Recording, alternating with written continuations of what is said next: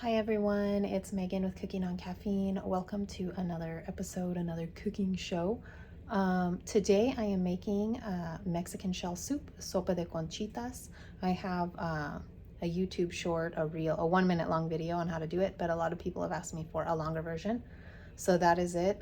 Today it's been really rainy and gross, and it's really flaring up my autoimmune stuff. So as you can see, I'm not made up. I am wearing my pajamas, aka my husband's t-shirt, much to his chagrin.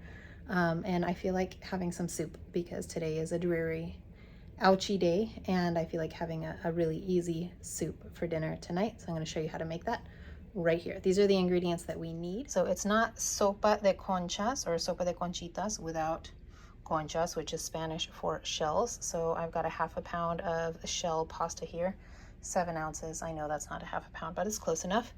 We're gonna need some vegetable oil, or if you prefer avocado oil or grapeseed oil, those will work too. We're just gonna use it to toast our pasta here. I use dehydrated chopped onions because they cook up quick and they help absorb a little bit of the liquid and make it a thicker, more viscous soup. This is the cheat right here. I use Hunt's garlic and herb pasta sauce, but you can use whatever garlicky pasta sauce that you like and works according to your dietary needs. I have a small can of diced tomatoes here, and I've got 8 cups of veggie broth. And you're going to use salt and pepper to taste, and then you're going to need a stock pot with a lid and then a very nice heat-proof ladle here. And like I said, you're going to do salt and pepper to taste. And then if you want to garnish it with cilantro and fresh onion, and then I always use a little vegan mayo in it to turn it into a cream soup.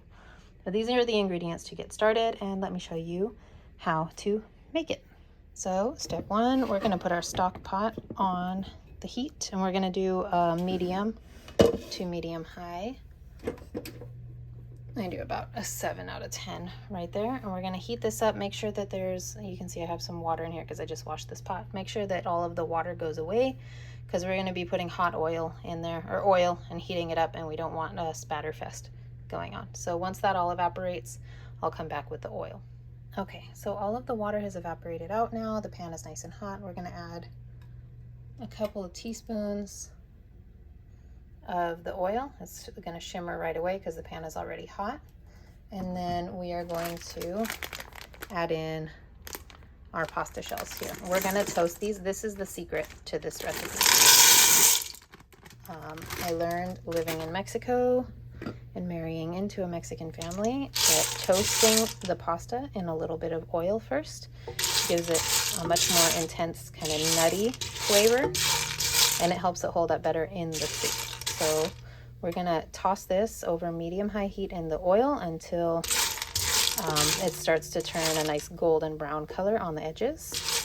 And it'll take usually around 5 minutes, depending on how high you have your heat. Just make sure you keep stirring it or it will burn.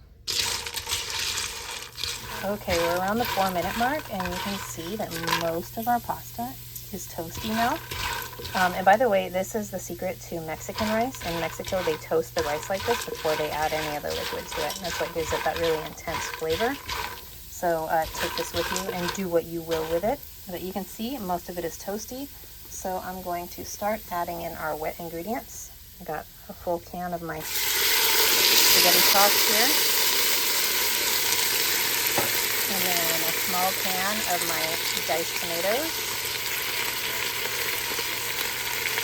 Give that a stir.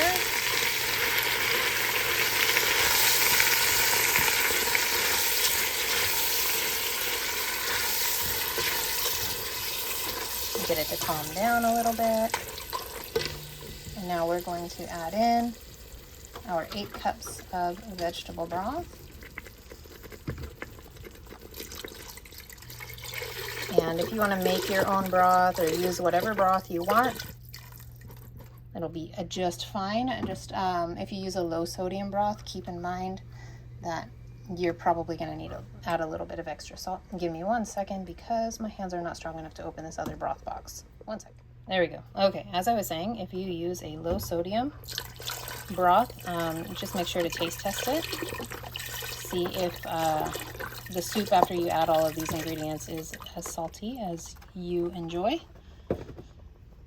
I mean, you should do that whether you use a low sodium or not, but you're definitely gonna have to add more salt if you use a low sodium broth. So now this is all added, looking nice. We're gonna add our minced onion. Ooh, I got that one with one hand, proud of myself. All right, and then I don't measure this with a spoon. I just go for about 2 to 3 tablespoons. A little more. And then you can also add garlic if you want, but the spaghetti sauce that I use, that Hunt's one, is plenty garlicky for our taste, and we are garlic fiends here. But go ahead and add some if you want, and also if you want to add Mexican oregano or cumin, comino, if you want to do that, you're more than welcome to. My family doesn't seem to enjoy that, so I don't add it. But that is that. All we're going to do now is bring it to a boil, put a lid on it, and boil it for 20 minutes. I'll be right back. All right, it's coming to a boil now, more like a simmer, not a total rolling boil, but that is okay. I'm gonna go ahead and put a lid on this, and we are gonna let it go for 15 to 20 minutes or until the pasta is tender. Now you can also add whatever vegetables that you want to this. If you want to amp up the veggie consumption for your family or yourself, zucchini, chopped zucchini is a really good one. We like to add frozen corn, frozen peas, green beans are really good in this. If you're familiar with the vegetable called chayote in Mexico, it's really great. And then you can swap out the shell pasta for broken vermicelli or fideo pasta. Add some chopped potatoes to it and your favorite vegan ground, and voila, you have sopa de fideo, which is one of my husband's favorite childhood meals that his mom used to make for them and still makes occasionally when we visit. But that's that. I mean, it's super easy. You're just gonna boil it for 15 to 20 minutes, and then it's going to be ready to eat, and garnish it with whatever you want and eat it when it's done. And like I said, this isn't like the traditional method of making this soup, but it is my quick and easy arthritis, autoimmune, I'm sick and I don't feel well friendly version that tastes absolutely amazing, and my whole family loves it. So I'll come back when it's been 15 minutes and I'll show you what this looks like, and then we'll have a taste. Okay, it's actually been about 25 minutes because I got a little bit distracted. But now I'm gonna turn off the heat and take a look in here. Very boily, and it should calm down in just a minute. So you can see it's not totally watery, which is great. It's a nice consistency. And even though I forgot about it and I overboiled it a bit, the noodles have held their shape, and that is partly because of how we toasted it in the oil before we boiled it. So I'm gonna serve myself up a bowl and enjoy. Now, a few of the things that you can garnish this with are chopped cilantro, chopped fresh onion. I like to add, like I said, some mayonnaise to it. You stir it in, it turns it into a cream soup. I don't have any onion or cilantro right now, but I do have some delicious salsa that is made with onion and cilantro. So that's what I'm gonna use.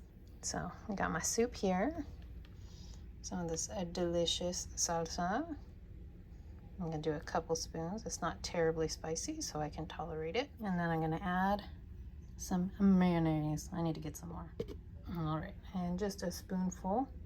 A dollop will do right there. And watch, when I stir it in, it's gonna transform it into a cream soup just from that mayonnaise. This is one of my life hacks, you guys. Try it with any soup and turn it into a cream soup magically and deliciously. Just like that. And there you have it. My cheaters version of Sopa de Conchitas.